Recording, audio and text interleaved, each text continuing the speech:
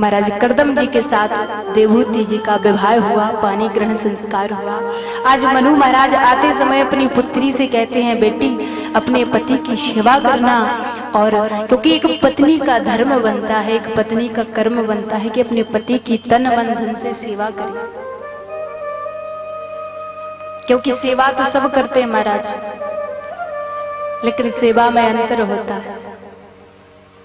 देखो मनु महाराज जी ने बड़ी सुंदर बात कही और ये बात हमें अपने जीवन में धारण करनी चाहिए। हर पिता को अपनी बेटी को यही शिक्षा देनी चाहिए। जब बेटी ससुराल जाए तो उन्हें कहना चाहिए कि बेटी अपनी ससुराल जाके सास ससुर का मान रखना और अपने महाराज परिवार का मान रखना, पति की सेवा करना।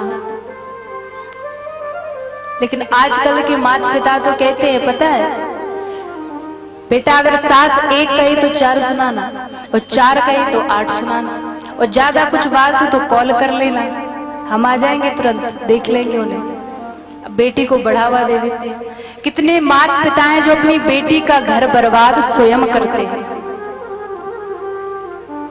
जो अपनी पुत्री का घर स्वयं ही बर्बाद कर देते हैं। अगर आप पहले से अपनी बेटी को संस्कार देकर के भेजोगे महाराज, तो कभी ये उल्हाना नहीं आएगा कि आपकी बेटी ये गलती कर रही है। अपनी बेटी से यही कहो कि अपने सास ससुर को हमारी तरह समझना, क्योंकि आप हमें छोड़ करके जा रही हो, अब आपके माता पिता वो है। अगर हर बेटी अपने सास ससुर को माता पिता माने, उनकी सेवा करे, तो कोई भी पिता को अपनी बेटी के घर नहीं रहना पड़ेगा महाराज। जो कि आज सुनते हैं कि बेटा नहीं रख रहा तो बेटी के यहाँ जा रहे हैं माता पिता। अगर हर बहू अपने सास ससुर की सेवा करने लग जाए महाराज, तो कोई भी माता पिता अपनी बेटी के घर नहीं जाएगा। इसलिए याद रखना, अपनी बेटी को, अपने बच्चों को सुंदर संस्कार दो, क्योंकि वहां जाकर के, क्योंकि इसमें अगर बेटी कुछ गलत करती है तो माता पिता का ही नाम खराब होता। कहते नहीं माता पिता ने संस्कार नहीं दिए, कुछ सिखाया ही नहीं, कोई ये ना कह पाए। धन्य है महाराज मनु।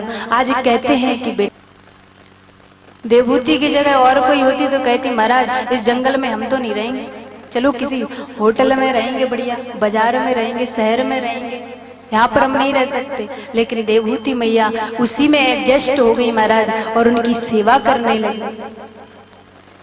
और पिता वहां से चले गए। कुछ समय बाद देवहूति के गर्भ से 9 कन्याएं हुई, जिनका विवाह ब्रह्मा जी के पुत्रों से हुआ। और कुछ समय बाद साक्षात कपिल भगवान का प्राकट्य हुआ। बोली कपिल भगवान की